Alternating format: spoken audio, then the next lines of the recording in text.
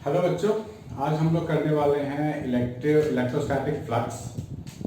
उसमें क्या होता है कि किसी भी एरिया लूप में, किसी भी लूप में इलेक्ट्रिक फील्ड पास होगा, तो इसी को बोलते हैं electric flux. If number of electric field lines are passing through a close loop. Loop कैसा होना चाहिए?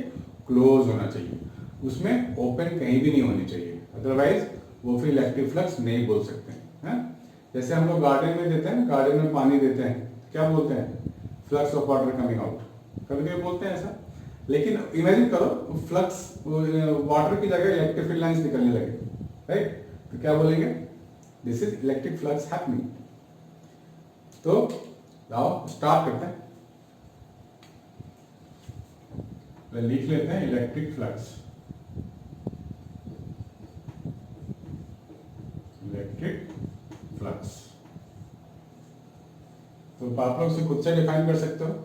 The number of electric field lines passing through a close loop is called electric flux and it is a scalar quantity. अगर मैं diagram draw कर दूं, ऐसा कोई loop ले लिया मैंने और इलेक्ट्रिक फील्ड लाइन पास कर रहा है ऐसा। बहुत सारे इलेक्ट्रिक फील्ड लाइन हो सकते हैं, 2 4 5 बहुत सारे हो सकते हैं electric field line passing through.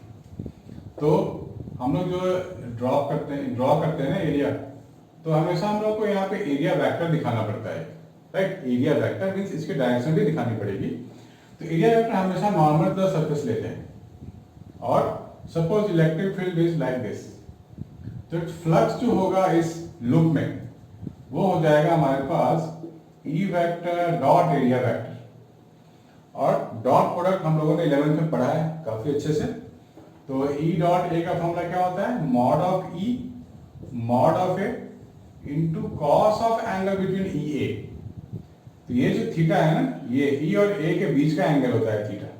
इसको आप लोग ध्यान में रखना, भूलने का नहीं। तो it is scalar quantity. Dot product तो हमेशा स्केलर होता है, ठीक है? तो हमारे को इसमें गॉस थ्योरम में एक फॉर्मूला दिया था। गॉस एक साइंटिस्ट थे, बहुत बड़े साइंटिस्ट थे। इन्होंने बोला था जो फ्लक्स होगा वो क्या होगा? Integral of E vector dot small area vector is equal to charge enclosed upon epsilon naught. Epsilon naught को ई नॉट भी बोल सकते हैं। इसकी वैल्यू फिक्स होती है, कांस्टेंट है ये। इसकी वैल्यू तो याद ही हो जाएगी, बार बार मिलेगा आप लोगों को। ये कोई भी बुक खोलो, बार बार इसकी वैल्यू मिलेगी।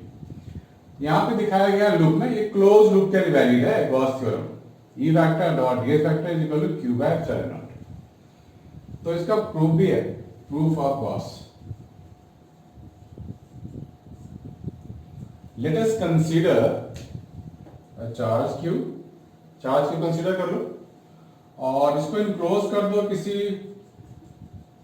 हाइपोथेटिकल स्फेरिकल बॉक्स में। स्फेरिकल है ये, फुटबॉल के अंदर हमने एक चार्ज पार घुसा दिया। रेडियस कितनी है? आर। तो हमने यहाँ पे एक एरिया वेक्टर लिया है, DS vector small area vector है वो, प्लस चार्ज है ये, तो इलेक्ट्रिक फील्ड भी इधर ही होगा ना। हम लोगों ने किया था कि जो इलेक्ट्रिक फील्ड होता है वो पॉजिटिव चार्ज के लिए away from the positive charge होता है in the same line line, ठीक है? तो flux E vector dot DS vector होता है। तो मैं यहां क्या लिख सकता हूं? E DS cos of 0 degree.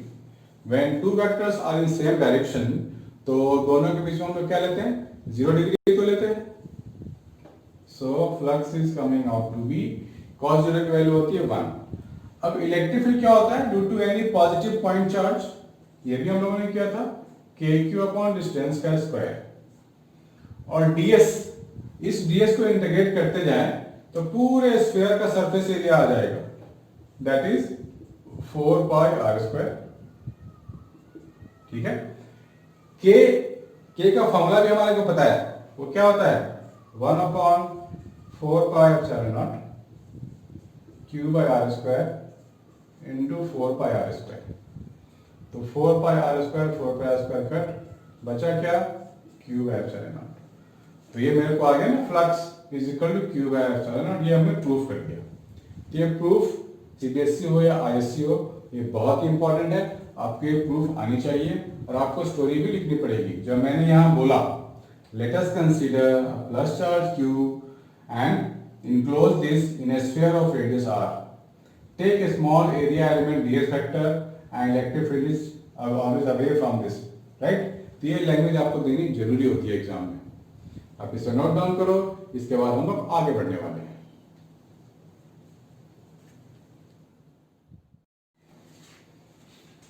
तो बच्चों, गॉस थ्योरम का बेसिक फॉर्मूला करने के बाद we have to apply it somewhere, right. Question solve करने पड़ेंगे, आपको न्यूमेरिकल सॉल्व करने पड़ेंगे। So let's apply. देखते हैं न्यूमेरिकल्स में कैसे इस्तेमाल करते हैं। क्वेश्चन नंबर 1, हमारे पास एक स्क्वायर शीट है ऐसा, इसकी साइड लेंथ दी गई है a और डिस्टेंस a पे एक चार्ज पार्टिकल है q। हमारे को बोला गया है find the flux due to this square face.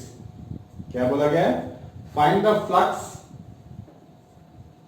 Through this square face. Question लिख देता हूं,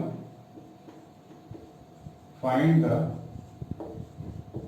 electric flux through the square surface, this one. ठीक है। तो अगर गॉस थ्योरम को याद करें तो गॉस थ्योरम तो किसी लूप के लिए वैलिड था। तो आप इमेजिन करो कि ऐसा ही एक और सरफेस ले लो, इस तरफ एक और ले लो, इस तरफ, और टोटल इसको एक ढक दो। इस चार्ज को पूरा अच्छे से ढक देना है, रूम बना लेना है, क्यूबॉइड की तरह बना लेना है, क्यूब या क्यूबॉइड बना लेना है। तो अगर मैं यहां से भी क्यूब, यहां से भी स्क्वायर साइड लगा दूं, यहां से लगा दूं, ऊपर से भी लगा दूं, तो ये पूरा इनक्लोज हो जाएगा। तो सबसे पहले इसको इनक्लोज करना है, राइट। इनक्लोज कर दिया, नाउ वी कैन अप्लाई, मतलब ऐसा कुछ हो जाएगा ना, ऊपर से भी एक सरफेस आ गया, इधर भी एक सरफेस आ गया, ऐसा कुछ हो गया, तो इनक्लोज हो गया, रूम जैसा बन गया, जिसे हम रूम में खड़े। Now we can apply Gauss theorem. Gauss theorem क्या कहता है? क्यू बाय एप्सिलॉन नॉट और integration of E vector dot ds vector, ये तो कहता है। जब मेरे क्यू जब गिवन ही है तो मैं इस फॉर्मूले को लगाऊंगा ही नहीं, मैं यहीं पे रुक जाऊंगा। Flux is equal to Q by epsilon naught. So this is the total flux. Electric flux, electric field चारों ओर से निकलता है ना, पॉजिटिव है, तो from every nook and corner from each of the face they will come out like this. यानी कि ये जो फ्लक्स आएगा टोटल 6 सरफेस के लिए है। 6 सरफेस कैसे? आप खुद रूम में बंद होकर देख लो। There are 4 walls and floor and roof, 6 surface हुए ना।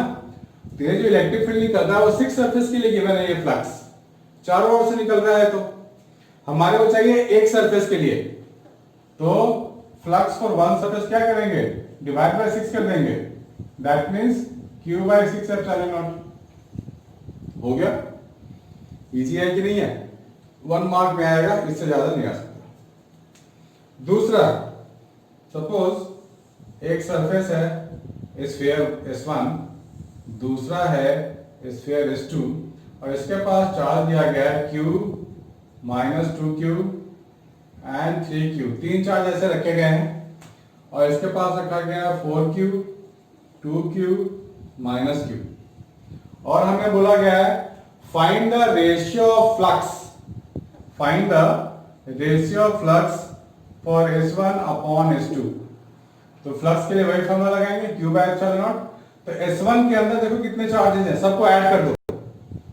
3Q plus 1Q 4Q, 4Q plus और माइनस 2Q, तो ये हो जाएगा 2Q। तो टोटल चार्ज इंक्लोज कितना है? 2Q। ध्यान लिखो 2Q। S2 के अंदर कितने चार्ज हैं? 2Q। तो देखो ये पूरा चीज S1 वाला तो S2 के अंदर ही है ना, तो ये पूरा 2Q हो गया। ये 2Q, 4Q, 4Q, 8Q, 8Q में से एक Q तो गया, 7Q, 7Q। तो this is the ratio. Epsilon naught तो कांस्टेंट है, वो तो कट जाएगा रेशियो में। So our ratio is coming out to be 2/7। है ना इजी, ये भी 1 मार्क में आ सकता है ऐसे ऐसे question. So please note it down guys. In case of doubt send me your doubt.